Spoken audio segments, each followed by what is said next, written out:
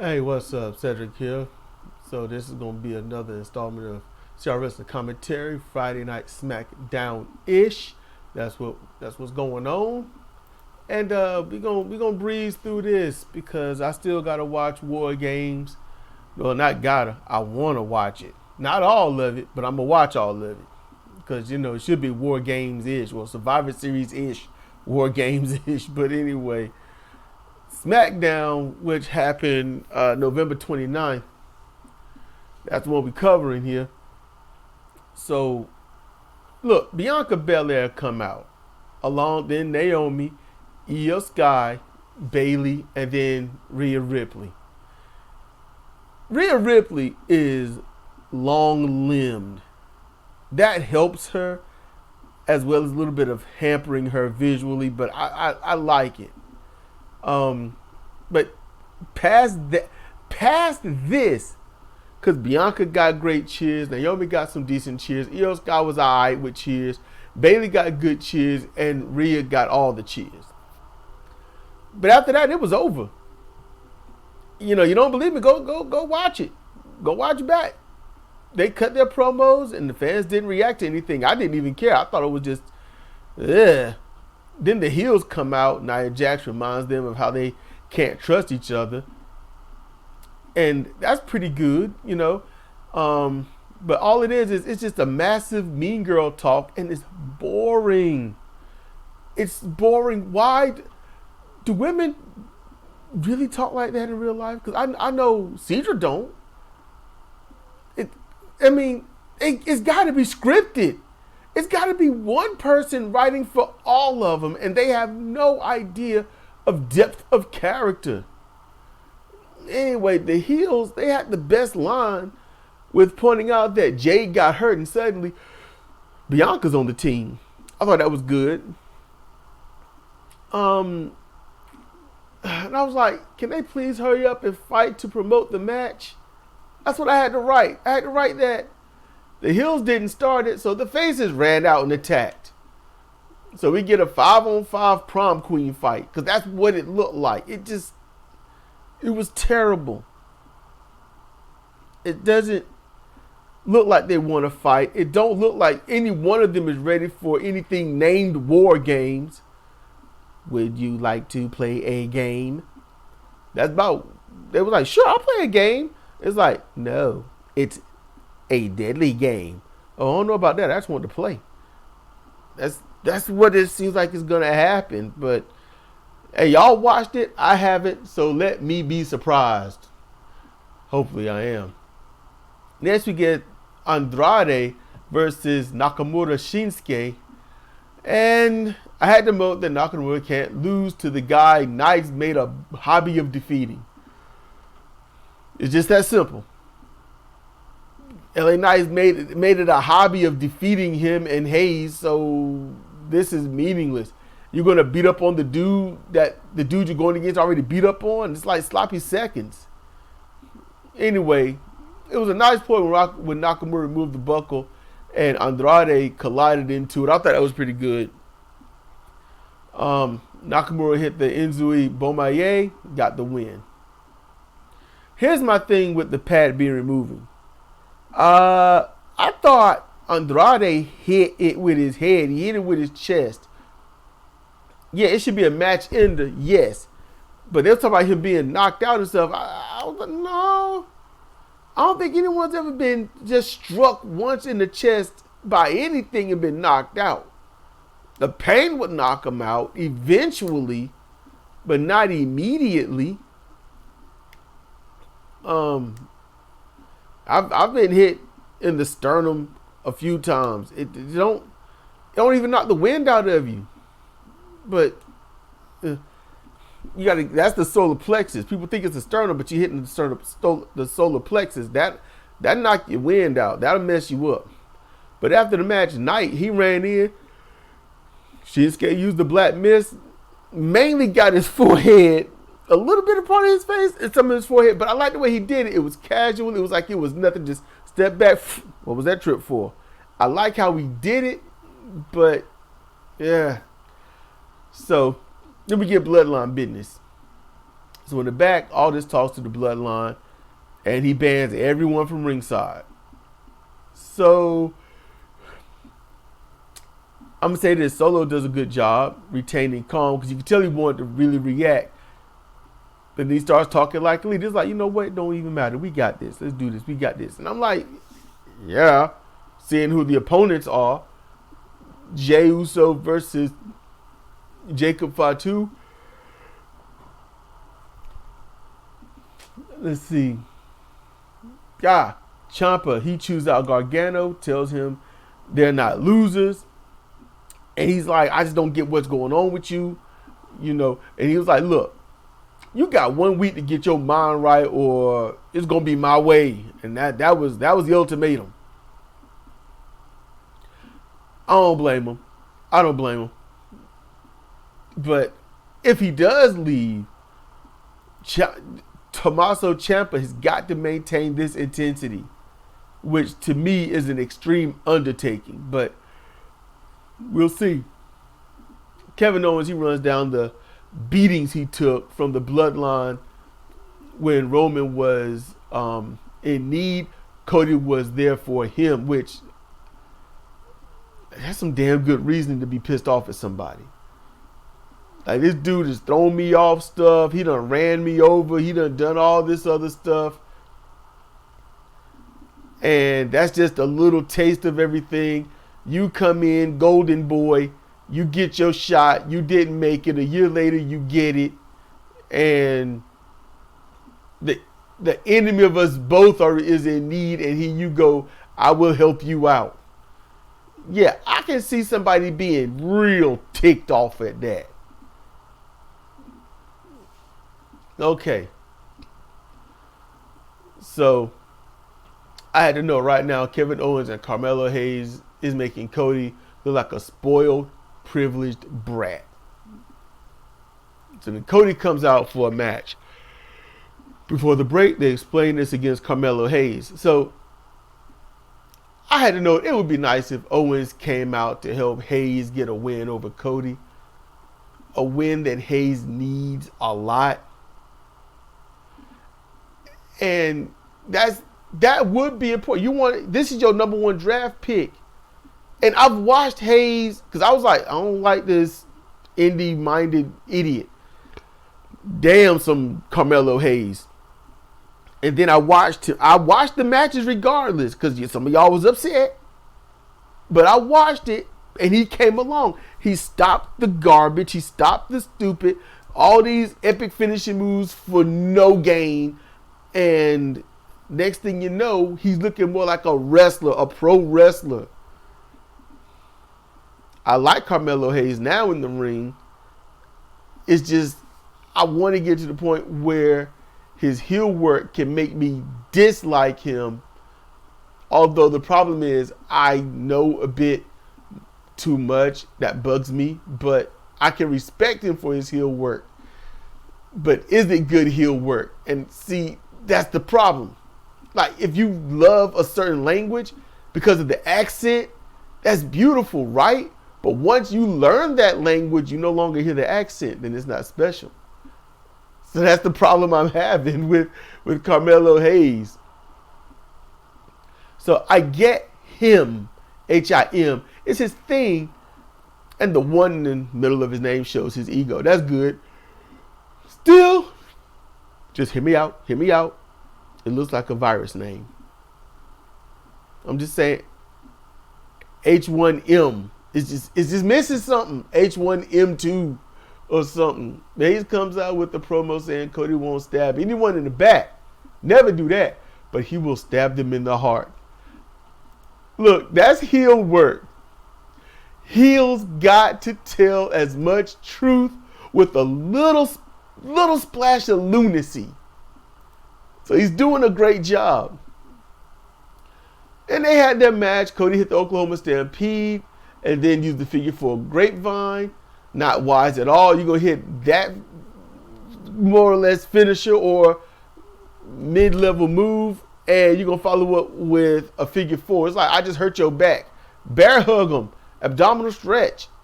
Boston crab. Something. Not Figure 4. Hey man, I just broke his neck. What'd you do? I put him in an ankle lock. It's like, what? Just, so after much evasion, back and forth, Cody hit his finish, got the pin. Now, if someone like, if you are an aspiring pro wrestler, just hear me what I'm going to say about Hayes. Hayes needs to stop overworking people's moves. He's going to injure himself. It only takes one ill-timed misjudgment, and that's his career. Every time they do this, Hayes will oversell and almost spike himself.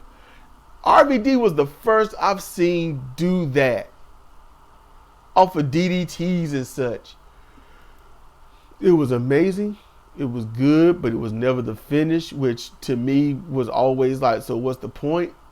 And with this, Hayes is going to just, all he got to do is just, oh, my hand didn't go here to brace, or my elbows didn't go down to brace at the time, which I saw that. Also, it takes just one little, for some reason, it just didn't do it. And then there you go. So it's bad enough. Professional wrestling is life-threatening, even on the most simplest things. Don't do stuff that just says, I'm begging for it. Because eventually a move will happen that answers that call. So just think about that, y'all. You're an aspiring wrestler. You want to wrestle for a long time. Not get big pops that gain you no money for a short time. You want the long-term money. You know, you don't throw paint on the thing and be like, oh, there you go. You make a masterpiece and you sell it vocally. You know, market that thing and have it accrue over time. Not, yeah, I got $10 for this. Ain't it great? So just saying. There's a pre-recorded sit down of Roman Reigns and CM Punk. So I had to LOL at that a little bit. You know, like, this guy keeps me waiting. It doesn't work for me. I had to laugh at that. I was like, don't work for me, brother. I was like, yeah, y'all picking on Hogan. I hear you. This is all put together by Paul Heyman. I didn't like the sit down. Not a fan. This cinematic sit down makes Roman and Punk sound closer to AI than natural. Roman doesn't like Punk and doesn't want his help. Heyman points out to Roman that Solo had them in check since the week after WrestleMania. Solo said that. It's like, I had him in check already. Heyman points out to Punk that if Punk doesn't help, the bloodline will go after Punk. They're going to ruin your life. Heyman points out to them both that divided they fall, and together they might survive. Okay, he's putting over the bloodline really well. He's doing well. I gotta say this, War Games, from my standpoint, I haven't seen it, but the only person on the team that's worth a damn, truthfully, would be Jacob. And, oh, wait. And, I forgot about the other dude. I can't remember his name. Sorry, but the big dude, he could pass for Samoan. I might remember his name later. But anyway, those two are the best ones on the team. So Punk reminds Roman that he's there for Heyman and revenge, and that's it. Roman says that he'll owe Punk a favor. Punk's like, no. This is just me doing business. The wise man, my friend, our wise man, will owe me the favor. I'm like, oh. Because it was very distinct. My friend and our wise man. I was like, are you bloodline now? Because you are not group material. Roman wants to know the favor. Heyman's like, look, we have all the time in the world after War Games to talk about it. And he's got this smiling face. The smile on Paul's face worries me about Roman's future. I'm just saying. Kind of excited to see what could happen. Now, on Roman's team, it's him. It's him and Punk. That's it. I ain't seen War Games, but if Solo's team lose, I'm gonna tell you who's tapping, or who's getting beat on where they gotta surrender. It's gonna be Tama Tonga. It might be Tonga Loa. They might do that, but mainly Tama Tonga. He's usually the fall guy. Now, if it's gonna be on Roman's team, it's gonna be Jimmy Uso or Sami Zayn, or Sami Uso, which is his, how can I say, faction adopted name, I suppose. We get the Women's U.S. title tournament. And I did see the unveiling of the Women's Intercontinental belt. And I'm like, yay, something for y'all else not to give a damn about. But it shows a distinction. Raw would be more traditional WWF stuff turned WWE. SmackDown is going to be more WCW oriented stuff. So, okay, lines drawn. Piper Niven versus Lash Legend versus Michin. Now, a long match that I knew Michin would win. I'm not blowing smoke here either. Look. Number one, Piper is too big of a woman for WWE to see as a champion. That's just their discrimination, all right? Piper's good. I like her. And then Lash Legend, she's new to the main roster at least. I've seen her in other wrestling organizations. But she's new. All right? She's got a good build. She's very evenly proportioned. She would look good wearing a belt. She's strong, agile, and so far it looks like she knows what she's doing, or her opponents know how to make her look like she knows what she's doing. See, that's the beauty of pro wrestling. You don't know which it is. So, and then third, Michin has been there a very long time and knows the other women a bit better and is more company eye appealing.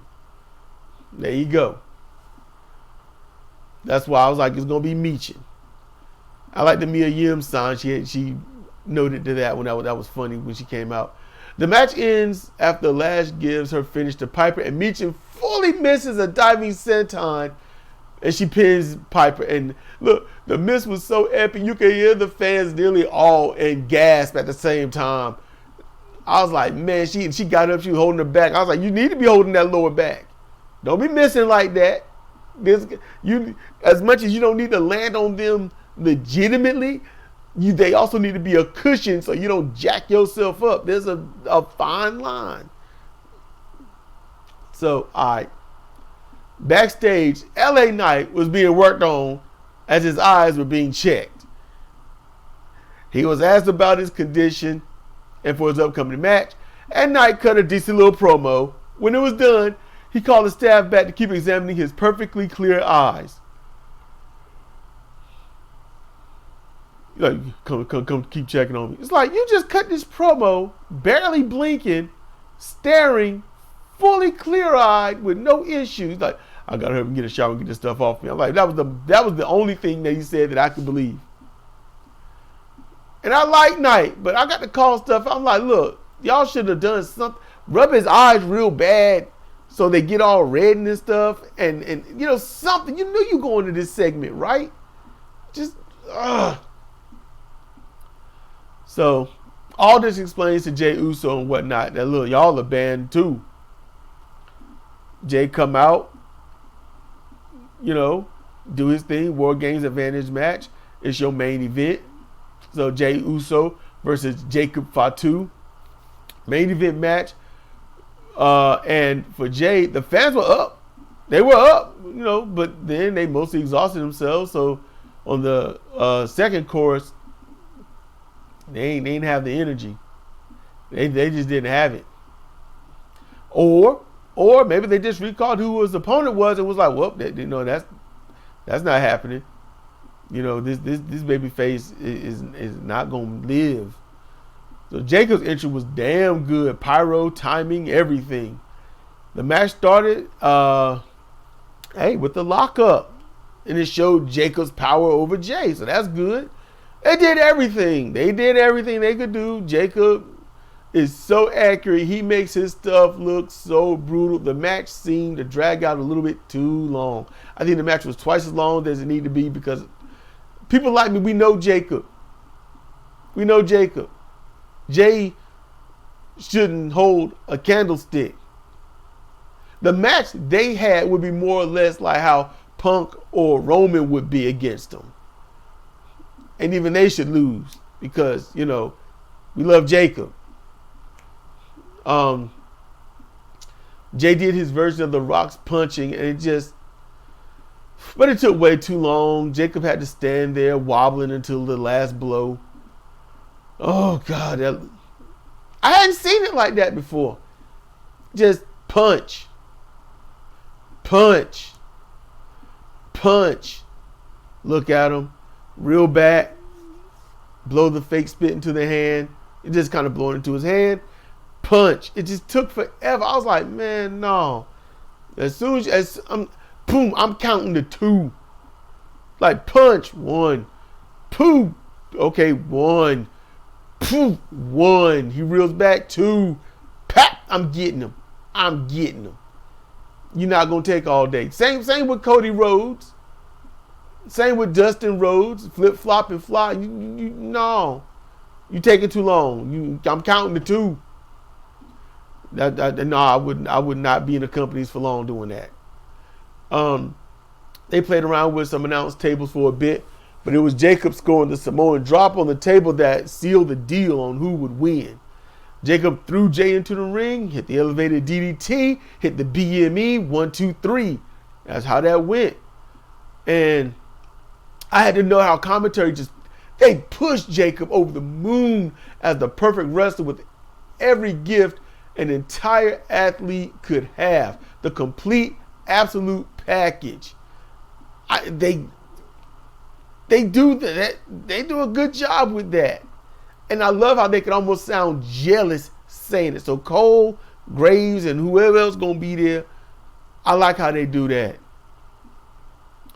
Jay could be so much better, but he's resting in he's resting in bite mode and not create mode. All right, he's just stealing some stuff, doing some things, and I'm like, no, man. By now, you should be able to find your own self. You know, you could do those punch, you know, and then the delayed punch, but man, find your own thing. Maybe in a few years he'll find himself, but until then, you know, the fans buy into him and don't see past it, so there's no need for Jay to change. If they're not going to demand it, then he ain't going to change it. The fans got to want it, you know. So I'm going to get up out of here. This has been Cedric for CR Wrestling Commentary, Friday Night SmackDown-ish. You know, make sure you like, share, subscribe, click that bell. And I want y'all to be cool, be chill, be safe, so I can see you next time.